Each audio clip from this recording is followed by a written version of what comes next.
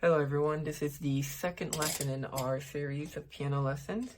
The first lesson went over different fingerings you can use. This lesson will be a sort of addition on that, but I'm also going to teach you how to use scales. The first scale we're going to learn today is the C major scale. It's the easiest one. It's where you use all the white keys. It looks something like this.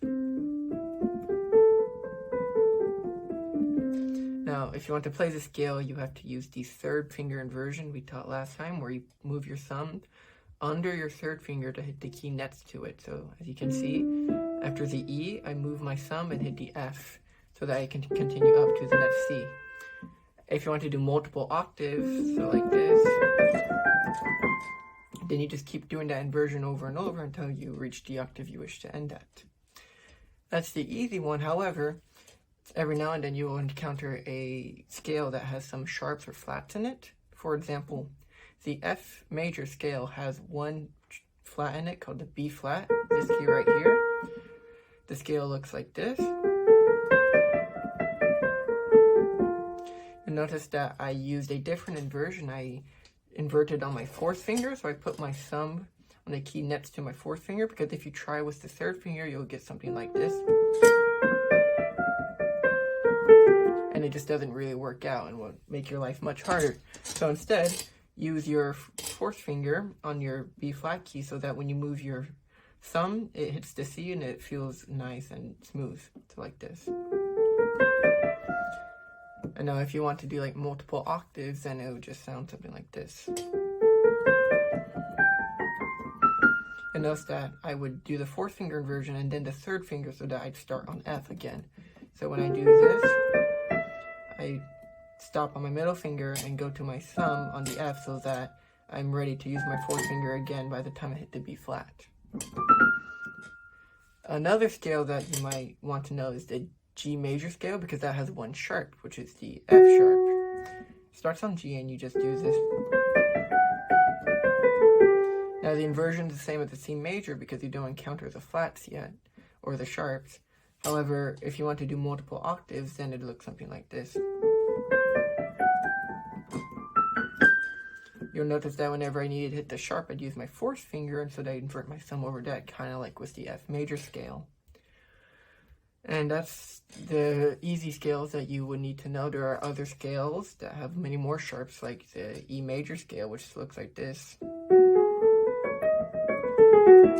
But that's not useful for now. Now, another thing that's important to scale are the chords. A simple C major chord, for example, looks like this. You notice I use 1, 2, 3, and 5. Now, this is important because in this chord, the first note, this is called 1, this is called 3, this is called 5, this is called 8. You notice it's the same as if you just counted 1, 2, 3, 4, 5, 6, 7, 8. That's for C major. Now, if you move into a different scale, such as the F major scale, it looks like this, where you still have 1, 3, 5, and 8. 1 is always on the first note of the scale. G would be like this. Now, in both chords, you don't encounter any of the sharps or flats, so that's nice. But if you were to do a scale, but using only the notes from these chords, it's called an arpeggio. It'll look like this.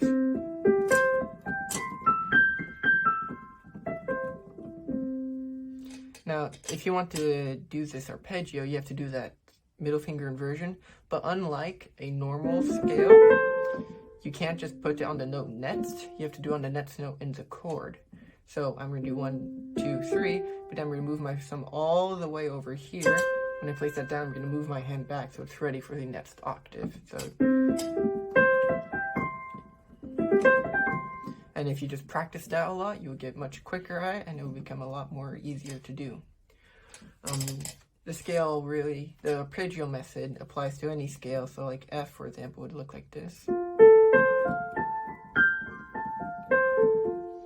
And same with G. Now you would use the same thing on your left hand, where like, for example, on C. You do that same inversion with the same third finger. See, in this case, you wouldn't use your fourth finger because it'd become very uncomfortable to stretch your fourth finger out. So you really want to make sure you're doing 1, 2, 3, 1, 2, 3, 1, 2, 3. That's about it for arpeggios. Again, they apply to any scale, so you can do it in like E, for example. This is an E major chord, so the arpeggio would look like this. And then, if you want to do something like really crazy, the C sharp chord.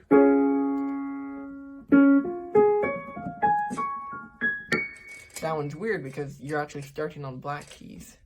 But it was a very rare occurrence. You will almost never see a C sharp major chord. Stuff like C or F or G are much more common. So for now, you can only need to worry about those. Well, that will be it for this lesson today. Scales and arpeggios will be very useful in about any piece you ever play, so make sure you practice those, and see you in the next lesson.